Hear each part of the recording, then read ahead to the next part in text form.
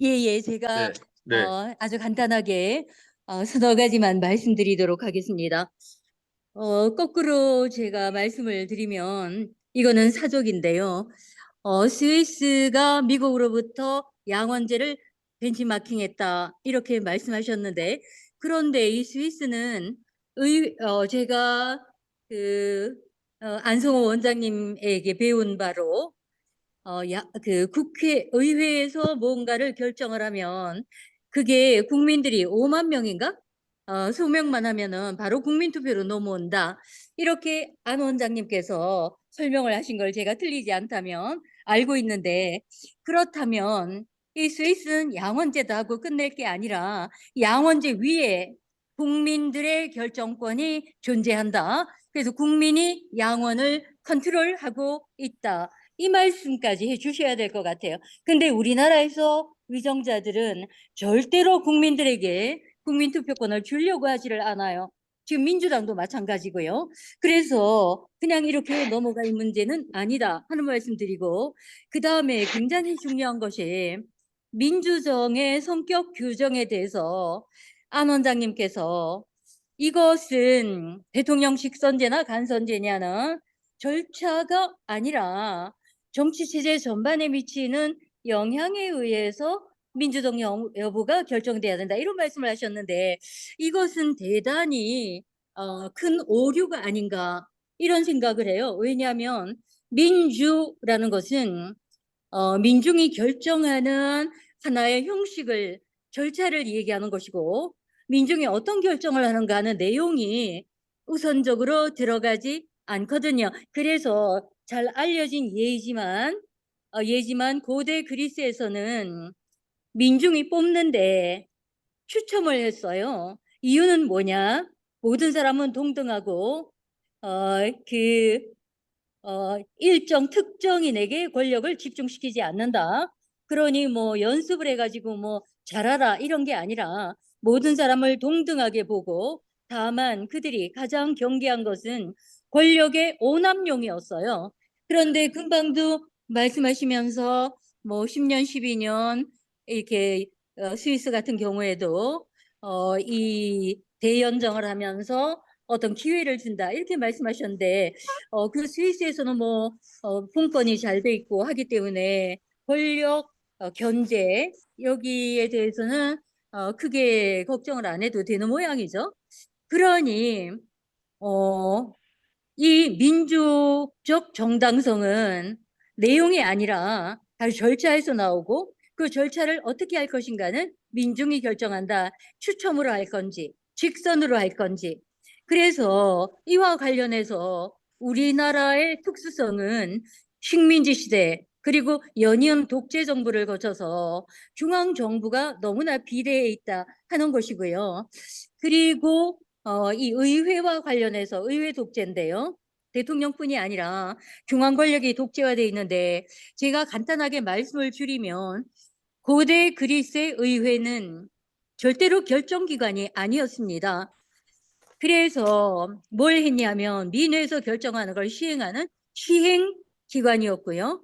그러니까 뭐 길에 댕기면서 쓰레기 줍고 댕기고 이런 거를 의회 의원들이 500인 의회 의원들이 10달 나눠가지고 50명씩 하고 댕겼고, 또 하나가 민회에서 결정한 거를 예비 안건을 준비하는 것이었어요. 그러니까 의회는 민회에 종속되어 있었습니다. 오늘 전반적으로 안 원장님께서 말씀하신 것은 하나의 방향성, 목적성을 가지고 있는 것이라 듣기는데요. 마지막에 안 원장님께서 방향만 맞으면 뭐 이렇게 저렇게 고쳐나가면 되지 않느냐 이렇게 말씀하셨는데, 그 방향 자체가 너무나 잘못됐다 이런 네, 말씀을 제가 드리고, 네. 왜냐하면 좋습니다. 거기까지만. 제왕적 대통령제라는 걸 앞세우면서 네, 네, 의회를 중심으로 하는 권력 네, 여기에다가 초점을 네. 맞추시는 것 같아요. 이것이 알, 민주정치가 아니다. 네, 의회 그게 뭐 음, 내각제가 됐든 네, 의회는 비민주적인 기관이다. 이런 것이 지금 연구가 되고 있고, 그리고 네. 고대 그리스의 민주정치는 민중이 결정하는 민회가 모든 권력의 중심이었고 의회는 민회에 종속되어 있었습니다. 여기까지 오늘 네, 말씀드리겠습니다. 감사합니다. 감사합니다. 네, 최자연 교수님이었고 이제 강민창 목사님. 네, 강민창 목사님. 잠깐, 네, 예, 예. 예, 굉장히 강의 잘 들었습니다. 저는 제주도에 살고 있고요. 예, 제 기억으로 2006년으로 기억하고 있는데 노무현 대통령 때 제주도가 특별자치도가 됐고 어떻게 보면 지방분권의 모델을 한번 실험하는 지역으로 아마 최초의 특별자치도가 된 것 같습니다. 광역단체로는. 그 후로 뭐 세종특별자치시나 강원특별자치도, 전북특별자치도, 뭐 지금 경기북부 특별자치도 이런 실험들이 계속되고 있는데 사실 제주도가 권한이양으로 따지면 가장 많은 자치권을 이양받았고 그 중에 하나가 결론적으로는 제왕적 도지사가 또 탄생했거든요. 제왕적 대통령처럼. 그리고 양시로 통합이 됐고 제주시, 서귀포시로 모든 행정국이 통합이 되고 양 행정시장을 제주도지사가 임명을 합니다. 행정자치에 대한 실험인데 이게 거의 실패한 모델 같은데 결국은 제주도라는 한 지역성은 지방분권이나 주민자치에 한 실험장이고 또 잘 성공을 하면 전국적인 지방분권이나 특별자치 뭐 자치시 자치도 모델의 좀 패러다임도 만들어낼 수 있을 것 같은데 아까 양승원 변호사님 말씀 중에도 나왔고 다시 한번 또 이제 답변 중에서 나왔지만은 제주도는 시의회나 그런 군의회가 없고 도의회만 존재합니다. 그리고 이게 도지사와 파트너십으로 전체 행정을 꾸려나가는데요.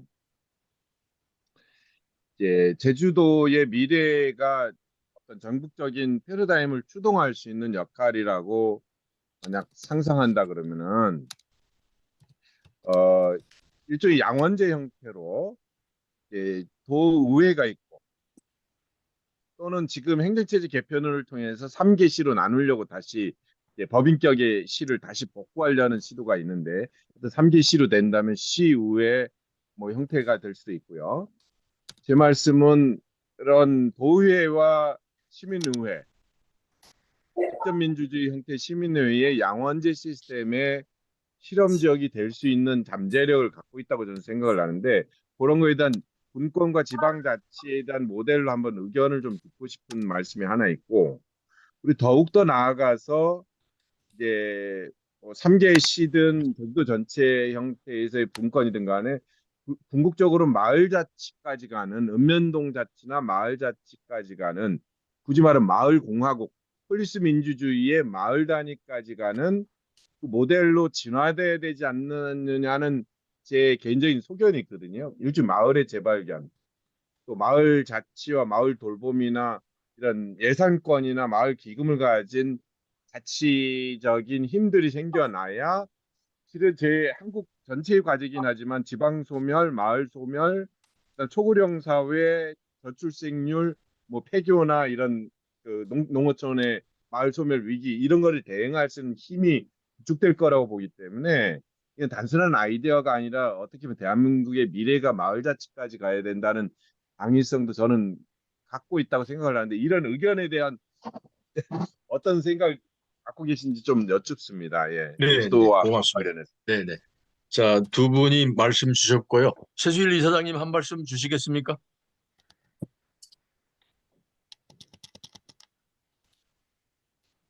제 소리 들리나요? 네, 네, 네. 아, 예.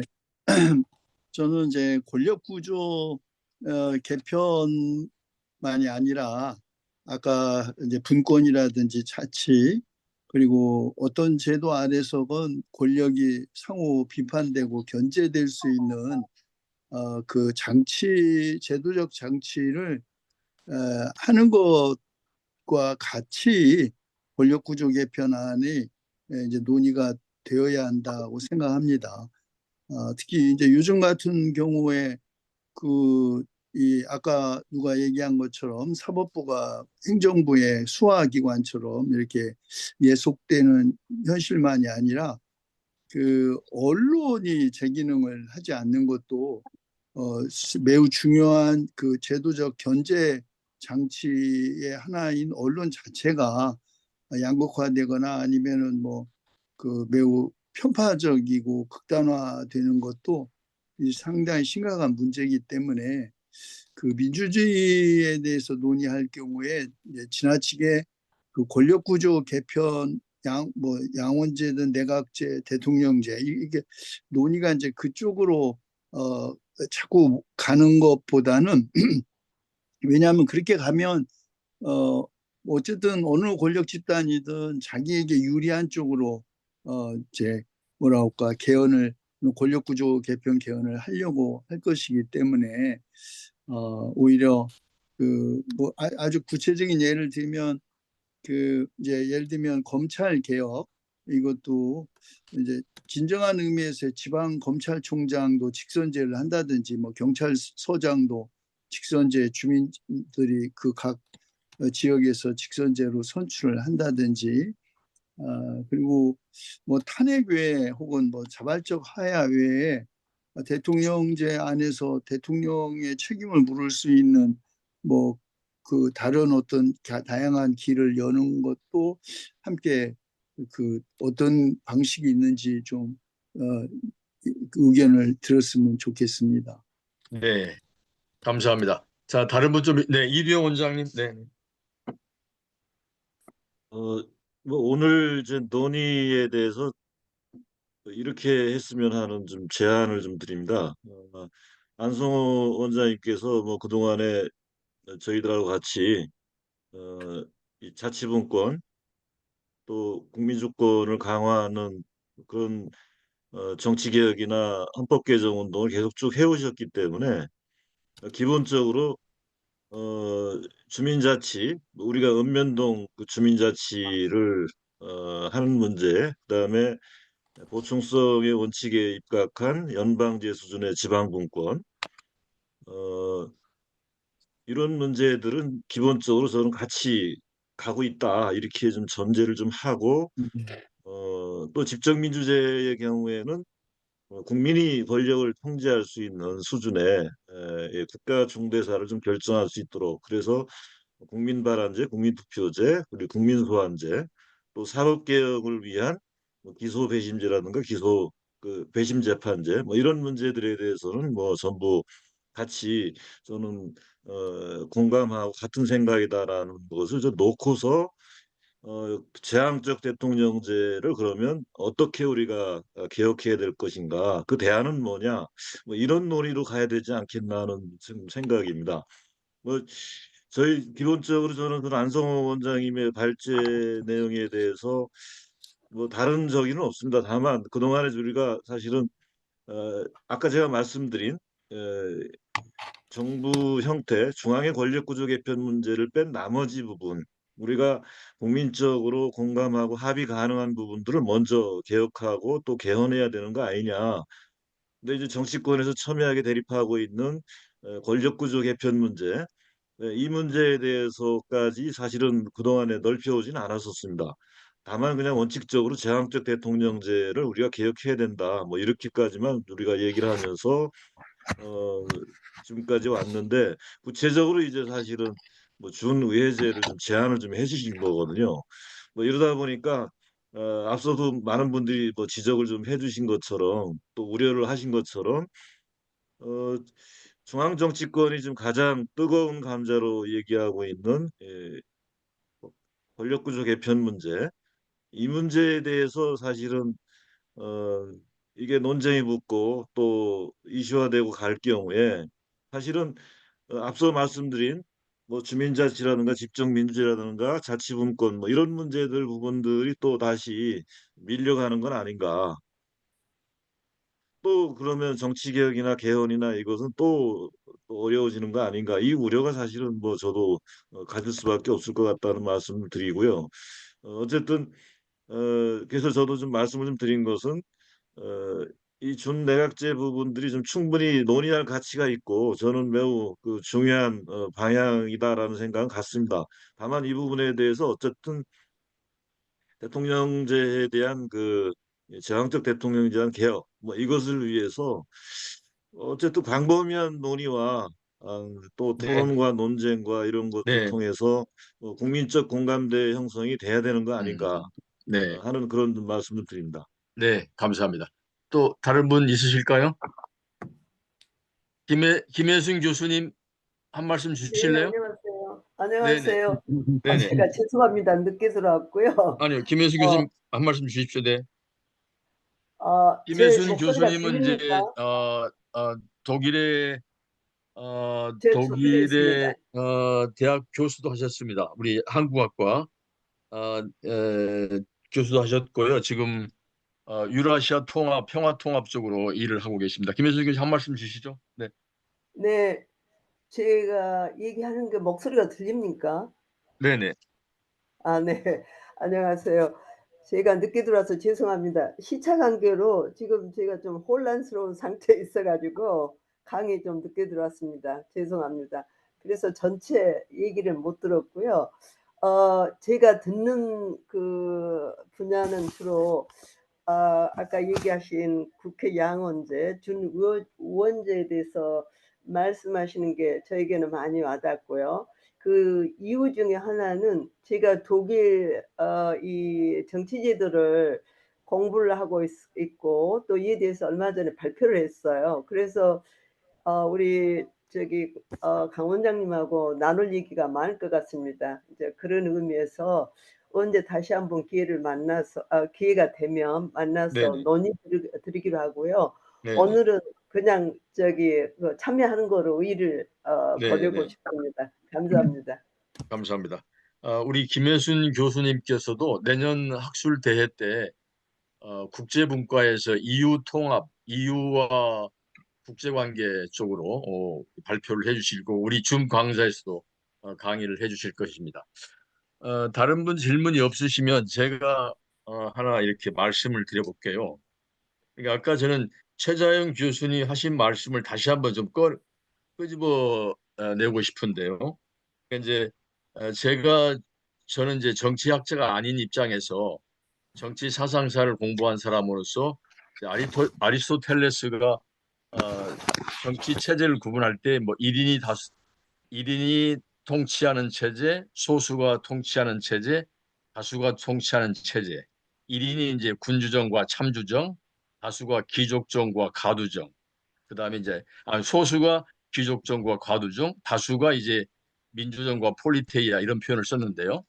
지금 무슨 말씀이냐면 아까 그 누구죠? 우리 최자연 교수님이 하시는 말씀은 의회제가 됐건 내각제가 됐건 양원제가 됐건 그건 다 소수가 다스리는 통치 체제다. 그러니까 어떻게 하면 어, 그리스의 미네처럼 다수가 다스리는 통치 체제 그 이야기를 하신 것 같아서 이제 제가 드리는 말씀은 포인트는 뭐냐면 그러니까 대통령제냐 의원 내각제도 중요하지만 또 하나 중요한 포인트가 아까 우리 이두영 원장이 말씀하신 대로 우리가 직접 다수가 다스리는 뭐 통치 체제를 가질 수는 없다 하더라도 미네와 같은 그리스의 미네와 같은 것을 우리가 구성할 수는 없다 하더라도 최소한 국민 투표권이나 국민 발언권이나 최근에 이런 예를 들면 뭐 특검 같은 문제를 가지고 국민이 투표할 수 있다든지 아니면 지금 뭐죠? 거부권을 행사했을 때 국민이 투표할 수 있다든지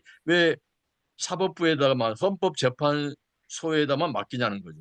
정치를 다 헌법재판소와 사법부에 맡기고 있는데 그럴 때 국민이 투표할 수 있는 그런 것들을 좀 강화하는 것. 다시 말하면 다수가 통치하는 그런 형식과 요소를 강화하는 것이 국민들에게 더 설득력 있지 않을까라는 말씀을 우리 최자인 교수님이 주신 것 같아서 제가 거기다 좀 한마디 보태봤다는 말씀을 드립니다.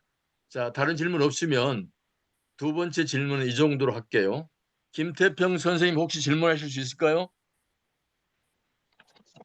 없나요? 정무영 교수님 질문 있으신가요? 자, 좋습니다. 우리 안성호 원장님, 우리 또 2차 네, 답변을 듣도록 하겠습니다. 네, 지금 우리 최자영 교수님과 강 원장님이 같이 이렇게 얘기를 하셨는데, 같은 취지에서 이렇게 얘기하셨는데, 그거에 대해 제 의견을 좀 말씀드리겠습니다. 먼저 대통령제 직선이 국민들에게 굉장히 민주화의 상징으로 이렇게 생각하는 이런 경향이 있다는 거 저도 잘 알고 있고, 그걸 극복하기 위해서 대통령제의 위험성을 사실 오늘 제가 많이 강조한 거예요. 거기에 시간을 많이 할애했던 이유가, 이걸 극복하지 않으면 아무리 좋은 대안도 관심이 가지를 않지 않습니까? 근데 제가 이 정치 현실을 한번 보면, 이 지구상에 그러면 직선 대통령제를 해서 그래 잘 되는 나라가 어디 있지? 사실은 미국이 예외라고 생각했습니다. 학자들이 보니까 그래도 미국은 그럭저럭 잘 되지 않느냐. 그랬는데 특히 이 근래 와서 한 10여 년 동안에 삐걱삐걱 대회다가 이 트럼프 행정부가 들어서면서, 그리고 또 앞으로 올 11월에 트럼프가 재당선 가능성이 높아지면서 역시 대통령제는 너무 위험하다, 직선제는 너무 위험하다라고 하는 이런 생각을 더 이제 학자들이 갖게 됐고, 이래서 이제 특히 강호프 같은 사람을 비롯해, 제가 강호프만 들었습니다만 혼자 얘기한 건 아니고요. 관련 논문들을 보면 이런 쪽에 무게가 실리고 있는 것을 함께 볼 수가 있습니다. 여러분 잘 아시다시피 그 바이마르 공화국에 대해서 오해하는 사람들이 많아요. 마치 바이마르 공화국은 가장 이상적인 민주주의였는데 이것이 이 히틀러한테 무너졌다, 이렇게 얘기하는데, 바이마르 공화국은 그 당시로서는 이것저것 좋은 거 모아놨어요. 근데 이, 이 누굽니까? 이 막스 베버가 훌륭한 분이죠. 대단한 분인데, 이분이 사실은 이런 1차 세계대전 이후에 유럽이 특히 독일이 어려움을 당하고 있을 때 강력한 대중적 지도자, 카리스마적 지도자가 필요하다 해가지고, 여러분 카리스마적 지도자론을 제시한 사람이 막스 베버 아닙니까? 그 막스 베버의 제안에 따라서 사실은 이 바이마르 공화국 제2대 대통령을 직선으로 뽑았어요.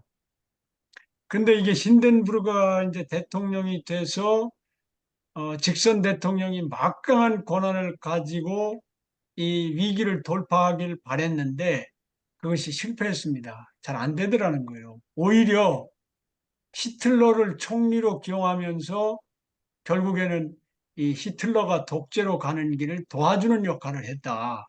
그래서 2차 세계대전 이후에는 그 교훈에 따라서 직선제는 안 된다, 너무너무 위험하다. 그래서 이제 독일에서도 간선제로 했고, 이 대통령의 권한은 구체적으로 사실은 독일의 제도를 우리가 앞으로 같이 공부하면서 우리 한국의 간선제를 도입한다면 독일에서 어떤 점을 우리가 참고할 수 있는가, 이런 것들을 같이 논의를 해야 될, 전문가들이 아마 그런 노력을 해야 될 것 같습니다. 그리고 여러분 잘 아시다시피 푸틴은 지금 대통령입니다. 이 사람이 직선 대통령이에요.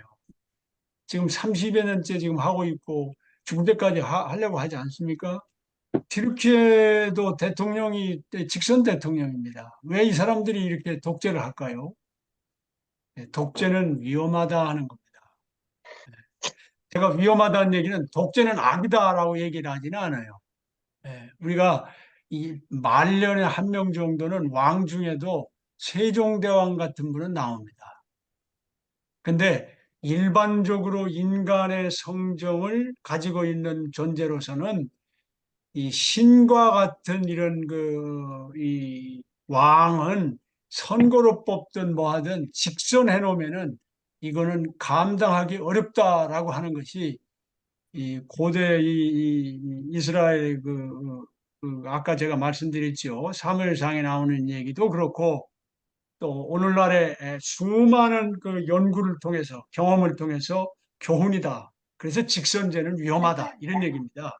그리고 또 하나는 이 그리스의 민주주의로부터 추첨의회, 추첨제도의 그 중요성을 얘기하신 거 저도 잘 알고 있고, 이런 추첨제도로 상원을 구성하자 하는 이런 그 새로운 아이디어도 여러 사람이 제시하고 있는 것도 저도 알고 있습니다. 이 추첨제도가 갖는 이 민주적인 이 평등성 이런 점에서 굉장히 장점이 있는 게 사실이고요. 그런데 제가 볼 때 추첨제와 관련해서 우리가 적극적으로 활용할 게 있어요. 또 활용되기 시작했고, 그것이 바로 시민의회 제도입니다. 이 시민의회를 통해서 이 전체 국민의 그를 잘 대표하는 시민의회를 추첨으로 뽑는 겁니다. 그래서 이 사람들이 중요한 개혁안 또는 개헌안을 작성하는데 참여하게 하고, 그것이 구체적으로 정치인들이 뭐 이 정치 제도를 오물락조물락 못하게 하도록 이 시민의회 제도를 적극 활용하고 법제화하는 것이 필요하다라고 하는 점에 제가 그런 점으로 우리가 좀 발전했으면 좋겠다 하는 말씀을 드리고, 우리 강민창 목사님이 제주특별자치도에 대해서 좋은 말씀 해주셨는데, 이건 시간 관계상 다음번 이규 교수님이 아주 중요한 그 발표를 하실 때 좀 그런 얘기를 좀 해주시리라고 봅니다. 그때 좀 질문을 받도록 하고요. 우리 제수일 이사장님도 같은 문제를 얘기하셨는데 아주 중요한 과제들입니다. 이런 과제들은 앞으로 수로 같이 논의를 했으면 좋겠습니다. 그 다음에 네네. 예, 요 정도 네네. 할까요? 그 다음에 대통령을 뽑되 좀 이걸 견제할 수 있는 적절한 방안은 없느냐? 요한이 없다는 겁니다. 대통령을 직선으로 뽑아놓고 이렇게 되면은 그 직선 대통령이요. 여러분, 우리나라의 대통령제를 도입하는데 결정적으로 기여한 분이 누구죠?